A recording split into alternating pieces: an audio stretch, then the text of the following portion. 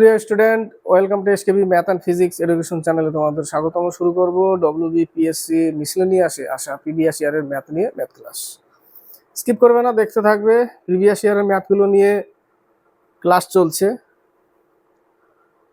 প্রতিদিন তো দিতে পারছি না, সময়ের একটু অভাব হচ্ছে, একদিন দুদিন পর হচ্ছে ক্লাস। তো শুরু করা যাক ডব্লিউবিপিএসসি মিসলেনিয়াসের প্রিভিয়াস ইয়ারের ম্যাথ ক্লাস। প্রথম ম্যাথ 76। তার আগে বলবো যে ম্যাথগুলো প্র্যাকটিস করছো সেগুলোই করবে, খুব জটিল খুব কঠিনের দিকে যাওয়ার কোনো দরকার নেই, বিশেষ করে সেন্ট্রাল গভর্নমেন্টের চাকরি ছাড়া রাজ্যের জন্য অত কঠিন ম্যাথ প্র্যাকটিস করার কোনো প্রয়োজন পড়বে না। যেগুলো করেছো সেগুলোই বারবার রিপিট করো এবং বারবার ক্লাস বারবার প্র্যাকটিস করতে থাকো, ওই অঙ্কগুলোই যেন ভুলে না যাও, ঠিক আছে? তো শুরু করা যাক। প্রথম ম্যাথে বলেছে 4-এর 33 পূর্ণ 1/3%। 4-এর 33 পূর্ণ 1/3%, তারপরে 5000-এর 2%, তারপরে 200.8 এর 45%, তারপরে 100 এর 121 পূর্ণ 3/4%, তাই না? 4%। বলেছে এর মধ্যে কোনটি বৃহত্তম। এটাকে যদি ক্যালকুলেশন করতে যাই তাহলে পাচ্ছি আমরা 4 ইন্টু 100/300, অর্থাৎ 4/3, 1.33 চলে আসবে, তাই না? কত আসবে? 1.33 এরকম চলতে থাকবে এটাতে। এবার এটার যদি করতে যাই তাহলে আমরা কত পাচ্ছি?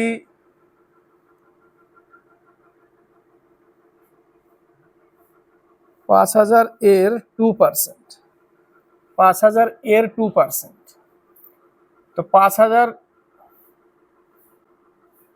2% হচ্ছে 100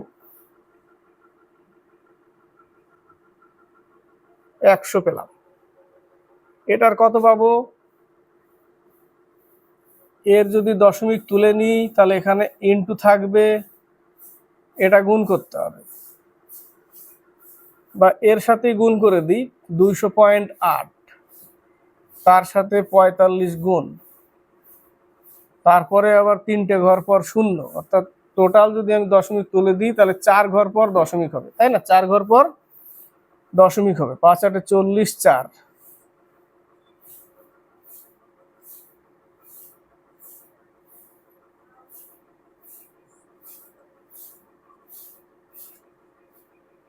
(9.0360) এত। এটার কত? 100 এর, এটা কত হবে? 4 1 4, 4 2 8, 4 1 4, অর্থাৎ 487/400। 121 পূর্ণ 3/4 মানে 400। এটা এর সাথে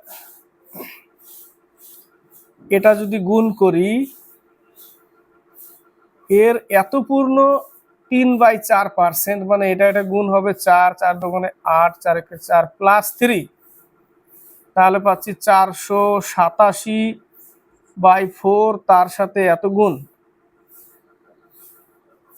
400, এখানে 400 থাকবে পার্সেন্টেজের জন্য। 0 0 কাটা, 4 দিয়ে ভাগ করতে হবে, 4 12 48, 4 1 4, 4 7 28, 4 5 20, 121.75। একটাতে পেয়েছিলাম কত? 100 পেয়েছিলাম কোনোটায়, তাই না? কোনটায়? কোনো একটায় 100 পেয়েছিলাম। যাই হোক, এটা হচ্ছে বড়। তাহলে উত্তর কোনটা আমার? উত্তর হচ্ছে এই যে 100 এর 121 পূর্ণ 3/4% হচ্ছে বড়। এটা অ্যান্সার। নেক্সট অঙ্ক, পঞ্চায়েত ভোটে দুজন প্রার্থী ছিল। 1 নম্বর প্রার্থী, 2 নম্বর প্রার্থী, দুইজন প্রার্থী ছিল। 9820 ভোটের ভেতর টোটাল ভোট কত ছিল? 9820 ভোট। প্রথম প্রার্থী, সেকেন্ড প্রার্থী, টোটাল ভোট এত। এই এত ভোটের ভেতর 110 ভোট বাতিল হয়, 110 ভোট বাতিল হয়। তাহলে বাতিল যদি হয় তাহলে বাতিলটা বাদ দিলে তাহলে অ্যাকচুয়ালি আর ভোট থাকে কত? এতটি, ৯,৭১০। বিজিত প্রার্থীর অর্থাৎ যে পাশ করেছে, বিজিত প্রার্থীর প্রতিটি 4 ভোটে জয়ী প্রার্থী 6টি ভোট পায়। বিজিত প্রার্থীর প্রতিটি 4 ভোটে জয়ী প্রার্থী 6টি ভোট পায়। বিজিত, আচ্ছা যে পাস না, বিজিত মানে ফেল। এটা বিজিত প্রার্থীর প্রতিটি 4 ভোটে জয়ী প্রার্থী 6 ভোট পায়। তার মানে টোটাল ভোট সংখ্যা কতটি? টোটাল ভোট হচ্ছে 10টা ভোট। টোটাল ভোট 10টা, তার মধ্যে একজন করছে 4টে আর একজন 6টা। তাহলে হার জিতের পার্থক্য কত? 2টো। কত ভোটের মধ্যে? টোটাল ভোটের মধ্যে 2টো। তো শেষে কি বলেছে? শেষে বলেছে জয়ের পার্থক্য কত? জয়ের পার্থক্য 2। কতর মধ্যে? 10-এর মধ্যে। এই যে 10 ছিল টোটাল ভোট, তাই না?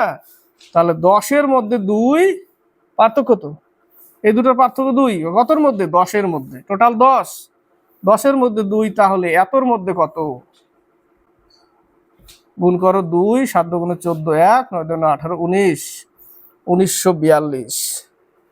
নেক্সট অঙ্ক বলেছে 8907 দ্বারা গঠিত বৃহত্তম, 8907 দ্বারা গঠিত বৃহত্তম ও ক্ষুদ্রতম সংখ্যাদ্বয়ের অন্তরফল কত? বৃহত্তম কত হবে? একে বৃহত্তম করতে গেলে 9870 বৃহত্তম। ক্ষুদ্রতম কত হবে? ক্ষুদ্রতম করতে হবে 7089, 7089 হবে ক্ষুদ্রতম, তাই না? 7089। পার্থক্য করতে হবে 1, হাতে 1, 9 গুণ 17 হবে, 8 হলে হাতে 1, 7 2, 2781। কত হবে? 2781 হবে, ডি নম্বর অ্যান্সার। নেক্সট অঙ্ক, একটি এসি মেশিনের মূল্য 15,000 টাকা। এসি মেশিনের মূল্য 15,000 টাকা এবং 10% ডিসকাউন্টে বিক্রি হয়। তাহলে বিক্রি কততে হবে? 100% ছিল, 10% ডিসকাউন্ট, অর্থাৎ 90%ই বিক্রি হবে। তাহলে সেটা বিক্রয় মূল্য কত? 2 শূন্য, 13,500 টাকা বিক্রয় মূল্য। যদি অফ সিজন ডিসকাউন্ট আরো 5% দেওয়া হয় তবে ক্রেতা দাম দেবে। এক লাইনে করা যেত অঙ্কটা। কিভাবে? এর উপরে তাহলে 5% ফেলতে হবে, তার মানে আরো 5% মানে 95।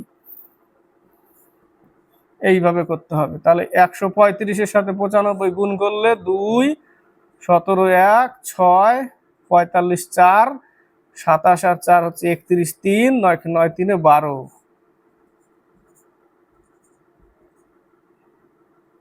12,825 টাকা, 12,825 টাকা বিক্রি হবে। নেক্সট অঙ্ক 0.25-এর স্কোয়ার, 0.25-এর স্কোয়ার প্লাস 0.25-এর পাওয়ার হাফ ইন্টু 0.5 এর হচ্ছে কিউব সরলতম মান। 25-এর স্কোয়ার কি জানি? 625। 4 ঘর পর দশমিক হবে, তাই না? তো 4 ঘর তো নয়, 3 ঘর, তাহলে আরেক ঘর বাড়িয়ে দশমিক নিয়ে নিলাম, 4 ঘর, প্লাস 25-এর পাওয়ার হাফ মানে এই আকারে আছে, এই আকারে, রুট মানে হাফ, তাই না? রুট তুলে হাফ লিখেছে। তাহলে এখান থেকে আমরা পাচ্ছি কত? 5/10 অর্থাৎ 0.5। এখানে আমরা 0.5 পাবো। কি পাবো? 0.5 ইন্টু আছে কি না যোগ, 0.5 ইন্টু 125, 5-এর কিউব 125, 3 ঘর পর দশমিক, 3 ঘর পর দশমিক, 5 125-এ 625, কয় ঘর পর দশমিক? 3 ঘর আর একে 4 ঘর, হয়ে গেল। তাহলে এটা যোগ এটা, তাহলে 0 এটা 2 দিয়ে গুণ করে দিলেই হয়ে যাবে, তাই না? 5 দুগুণে 10, 1 দুগুণে 4, 5, তারপর বাদ 2, 1 2 0 1 এর 1, এই যেটা উত্তর বি নম্বর। নেক্সট অঙ্ক, এক ব্যক্তির ওজন 80 কেজি, 80 কেজি, 80 কেজি। এক ব্যক্তির ওজন হচ্ছে 80 কেজি। তিনি প্রাতঃভ্রমণ করে প্রাতঃভ্রমণ করে প্রতি বছরের প্রারম্ভে যে ওজন থাকে তার 5% হ্রাস করলেন।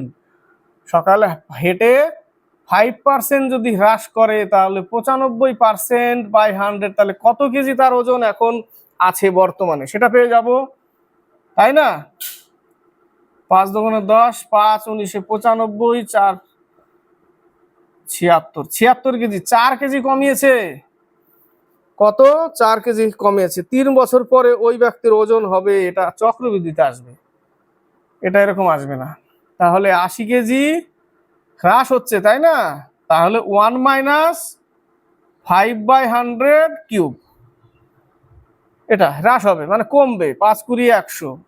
তার মানে আগে ছিল 20, এখন হয়েছে 19, কমে আগে ছিল 20 এখন হয়েছে 19, আগে ছিল 80, 3 বছর, তাই না? তাহলে একে কিউব করতে হবে, তাহলে একেও কিউব করতে হবে। তাহলে এটা কত হচ্ছে? এত সমান সমান 80, তাই না? তাহলে 100 সমান সমান 1, 100 সমান সমান 1, তাহলে এত সমান সমান কত? 1 ইউনিট সমান সমান 100 আসছে না? ঠিক আছে, এটা একটু জটিল মনে হচ্ছে, তাই না চক্রবৃদ্ধিতে?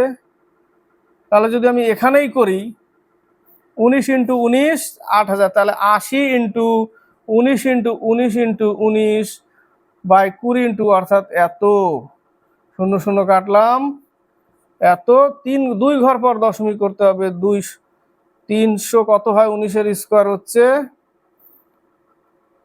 341 না?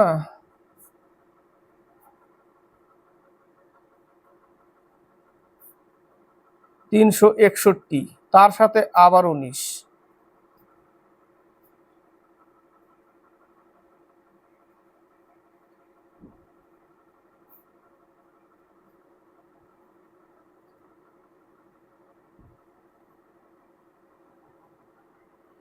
68.59, এখন তার ওজন 68.59 কেজি, সি নম্বর। নেক্সট অঙ্ক, কোন একটি যৌথ ব্যবসায় এবিসি 3500 টাকা লাভ করলো। এবিসি টোটাল টাকা কত? 3500 টাকা লাভ করলো যদি এ ও বি এর মূলধনের অনুপাত, A/B মূলধনের অনুপাত 5:2, এবং বি আর সি এর B/C মূলধনের অনুপাত 3:2। তাহলে এ লাভ কত? এর নিচে বসিয়ে দাও, এর মান, বি এর মান কত? 3, তাহলে এখানে 3 বসাও। এই ঘরে কিছু নেই মানে এই 3 দিয়েই পূরণ করতে হবে, এই 2 দিয়েই পূরণ করতে হবে, বা দ পদ্ধতিতেও হয়ে যেত, তাই না? তাহলে 3 5 15, 6 4, তাহলে এ কত পাবে? 15 বাই কত হবে? 25, কত টাকা? 3500 টাকা, তাই না? 5 7 35, 5 5 25, 3 5 15, 3 7 2100 টাকা। এ কত টাকা পাবে? 2100 টাকা পাবে। নেক্সট অঙ্ক, 1 প্লাস 2/3 ভাগ 3/4 এর 2/3 বাই 2 মাইনাস 3/4 এর 2/3 ভাগ 2/3। প্রথমে কিসের কাজ? এর কাজ, তাই না? প্রথমে আমাকে এর কাজ করতে হবে। এখানে যদি এর কাজ করি, এটা আর এটা 2 দিয়ে কেটে গেল। এখানেও এর কাজ, 3 3 কাটা, 2 দিয়ে কেটে গেল। তাহলে উপরে থাকছে কি? উপরে থাকছে 1 প্লাস 2/3 ভাগ, এখানে কত থাকছে? হাফ, 1/2 থাকছে, বাই এখানে থাকছে 2 মাইনাস, টোটালে আমি এইটুকু দেখো, টোটাল কি পাচ্ছি? হাফ পাচ্ছি, তার সাথে ভাগ 2/3। এবার এইটুকু কি ভাগ আকারে আছে, তাই না? তাহলে আমাকে যদি আমি লিখি তাহলে এটাকে উল্টে দিতে পারি, তাহলে 1+2/3, এটাকে উল্টে দাও, এটা দিয়ে তো ভাগ করতে হবে, উল্টে দিলে 2 হয়, আর নিচে সেম ওরকম 2 মাইনাস হাফ, উল্টে দিলে 3/2 হলো। তাহলে উপরের থেকে পাচ্ছি 1+4/3, আর নিচে পাচ্ছি 2 মাইনাস 3/4, উপর থেকে পাচ্ছি 7/3, আর নিচে 4 দোকানে 8, তার থেকে 3 বাদ 5/4, এই 4 উপরে চলে যাবে, অর্থাৎ 28 বাই আর 3 5 15 ভাগ করতে হবে। 28কে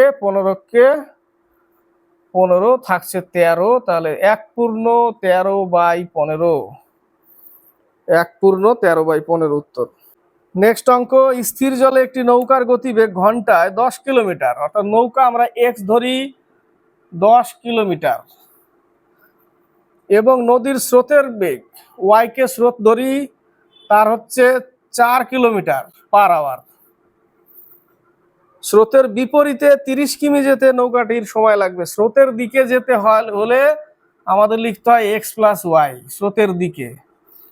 নৌকার গতিবেগ স্রোতের গতিবেগ যোগ করতে হয় নৌকার ক্ষেত্রে, ট্রেনের ক্ষেত্রে কিন্তু বিয়োগ হয়, তাই না? আর যদি বিপরীত হয়, অর্থাৎ স্রোত এই দিকে আর নৌকা আসবে উল্টো দিকে, তাহলে লিখতে হবে নৌকার গতিবেগ মাইনাস স্রোতের গতিবেগ। তাহলে কত কিলোমিটার? 30 কিলোমিটার যেতে বিপরীতে যদি হয় তাহলে মাইনাস করতে হবে, অর্থাৎ 10 থেকে 4 মাইনাস করলে 6 থাকবে, তাই না? কত ঘন্টা লাগবে? 5 ঘন্টা। নেক্সট অঙ্ক, 72, 65 এর পূর্ববর্তী বৃহত্তম পূর্ণবর্গ সংখ্যা কোনটি? পূর্ববর্তী, পূর্ববর্তী বলতে আগের, প্রথমে, পরবর্তী মানে পরে, পূর্ববর্তী মানে আগে, তাই না? এটা হচ্ছে এর পূর্ববর্তী, আর এটা হচ্ছে এর পরবর্তী। পূর্ববর্তী মানে আগেই। 7265, একে কি করতে হবে? গসাগু করতে হবে, ভাগ প্রক্রিয়ায় জোড়া জোড়া করব। কতবার যায়? 9 9 81, বেশি হয়ে যাচ্ছে। 8 8 64, 8 বার দিব। পূর্ববর্তী মানে এর আগে আসতে হবে, এর পরে গেলে হবে না। তাহলে আগে আসতে গেলে অবশিষ্ট থাকবে কিছু। 8 8 64 নিলাম, তিনটেই দুটোই নামবে একসাথে। 8-এর ডবল নিতে হবে 16, কত দিয়ে যায়? 5 দিয়ে যদি করি তাহলে 5 বারই নিতে হবে। 5 5 25, 2 5 6 30, আর 2 32, 3 5 1 5 3 8, কত থাকছে? 40 থাকছে অবশিষ্ট। যদি 6 বার নিই তাহলে এখানে 6 বার দিয়ে দেখছি কত হচ্ছে। 36 3 6 6 36 3 39, 996 হয়ে যাচ্ছে, তাই না? 996 হয়ে যাচ্ছে। তাহলে 40 বাড়তি থাকছে, এটা বেশি হয়ে যাচ্ছে, এটাই এটাই এটাই রাখতে হবে, কিন্তু এই অবশিষ্টটা এখান থেকে বিয়োগ করতে হবে। 72 25 যেটা, সেটা পূর্ববর্তী, সি নম্বরে যেটা আছে সেটা। 6 বারে বেশি হচ্ছিল, নেওয়া যাবে না। 6 বারে বেশি হলে সেটা পরবর্তী হয়ে যেত, এটা পূর্ববর্তী মানে এত। 72 25, ঠিক আছে? উত্তর হচ্ছে সি নম্বর। নেক্সট অঙ্ক, একটি 280 মিটার লম্বা ট্রেন, ট্রেনের দৈর্ঘ্য কত? 280 মিটার। একটি ট্রেন 60 কিমি বেগে যায়, যার স্পিড হচ্ছে 60 কিলোমিটার পার আওয়ার। ট্রেনের গতিবেগ। 220 মিটার লম্বা প্ল্যাটফর্ম অতিক্রম করতে, তাহলে প্ল্যাটফর্মের দৈর্ঘ্য প্লাস ট্রেনের দৈর্ঘ্য টোটাল অতিক্রম করবে দুটো মিলে, কত হয়? 500। অর্থাৎ 500 মিটার দূরত্ব অতিক্রম করছে, যার স্পিড হচ্ছে 60 কিলোমিটার পার আওয়ার। কত সময় নেবে?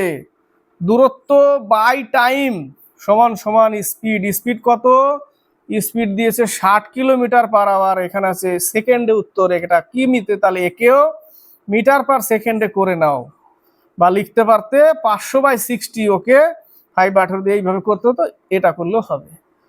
0 0 কেটে দিলাম, 5 10 50 কেটে দিলাম, 3 6 18 কেটে দিলাম, 3 10 30 সেকেন্ড।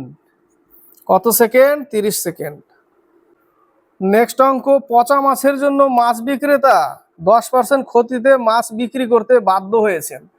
সে 100%-এ কিনেছিল, পচে গেছে, 10% ক্ষতি, অর্থাৎ সে 90%-এ বিক্রি করার জন্য এখন রেডি হয়েছে, কারণ পচে গেছে 10%। মাছের ক্রয় মূল্য যদি 250 টাকা হয়, 10% পচে গেছে, তাহলে বিক্রয় মূল্য হবে তাহলে 90/100, কারণ বিক্রয় মূল্য 90, বিক্রয় মূল্যই চেয়েছে 5 নং 45, 4 9 দুগুণে 18, 4 22, 225 টাকা দাম। নেক্সট অঙ্ক, এই অঙ্কটা পরীক্ষায় আসে বারবার। বলেছে একটি বাক্সে 1 টাকার মুদ্রা, 1 টাকা 50 পয়সা, 25 পয়সা মুদ্রা মিলিয়ে মোট 378টি মুদ্রা রাখা আছে। টাকা বলেনি, 378টি মুদ্রা, এতগুলো মুদ্রা রাখা আছে। টাকা বলে, এখানে মুদ্রা বলেছে, এবং তাদের মূল্যের অনুপাত 13:11:7 এইটা আসে। তো 1 টাকাকে টাকা করতে গেলে তো একটাই কয়েন, তাই না? 1 টাকা, 1 টাকা কি আর কোনো ভাগ করেনি, তো একটা কয়েনই আছে, কিন্তু 1 টাকা, এর সাথে গুণ করো। 50 পয়সাকে টাকা করতে গেলে 2 50 পয়সা লাগে। কটা লাগে? 2 লাগে, ভালো করে খেয়াল করো। এটা হচ্ছে মুদ্রার, এটা হচ্ছে তাদের মূল্যের অনুপাত, মূল্যের অনুপাত 13 অনুপাতে আছে 1 টাকা, 1 টাকা গুণ করলাম, 11 অনুপাত, কিন্তু 50 পয়সাকে টাকা করতে হবে। 50 পয়সাকে টাকা করতে গেলে, না 50 পয়সা দিয়ে টাকা করতে হবে, অর্থাৎ তাহলে 2 50 পয়সা লাগবে, তাহলে এর সাথে 2 গুণ করো। এবং 25 পয়সা দিয়ে যদি টাকা করতে যায়, 4টে 25 পয়সা লাগবে, এর সাথে 4 গুণ করো। তাহলে এখানে পাচ্ছি 13 + 11 দুগুণে 22 + 4 7 28, এটা সমান সমান হচ্ছে এতগুলো মুদ্রা। এখানে মুদ্রা নিয়েছিলাম তো, 2টো মুদ্রা, 4টে 25 পয়সা, 2টো 50 পয়সা, একটা 1 টাকা, টোটাল হচ্ছে 378টি মুদ্রা। তাহলে এটা সমান সমান এটা, তাহলে এখানে কত পাচ্ছি আমরা?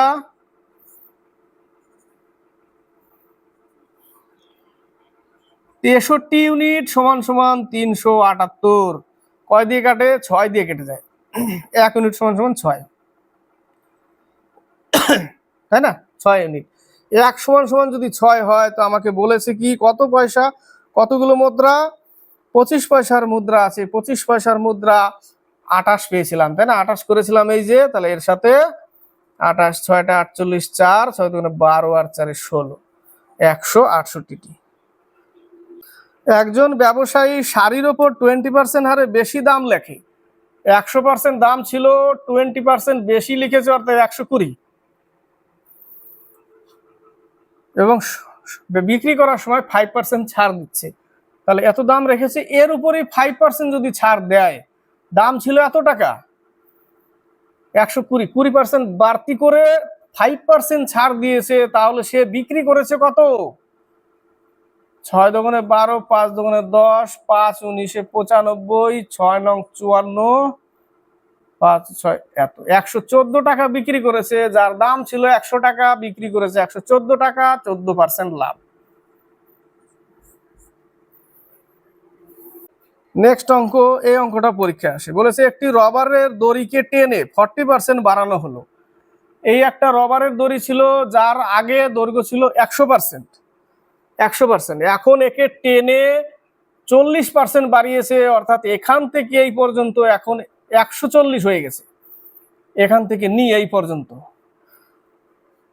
তারপর ছেড়ে দেওয়া হলো। এবার রাবারের দড়ি যদি ছেড়ে দিই টেনে, শাট করে আবার এখানে চলে আসবে, মানে 100তেই ফিরে আসবে। তাহলে 140 থেকে 100তে ফিরে আসলো, কত কমলো? কত পার্সেন্ট দৈর্ঘ্য কমলো? 40 কমে গেল, তাই না? 140 থেকে 100-তে আসলে 40 কমে গেল। কতর উপরে? 140-এর উপরে 40 কমে গেল, তাই না? 100-এ কত? 140-এ 40 কমে গেল। 100-এ কত? তাহলে 200-কে ভাগ করতে হবে 7 দুগুণে 14,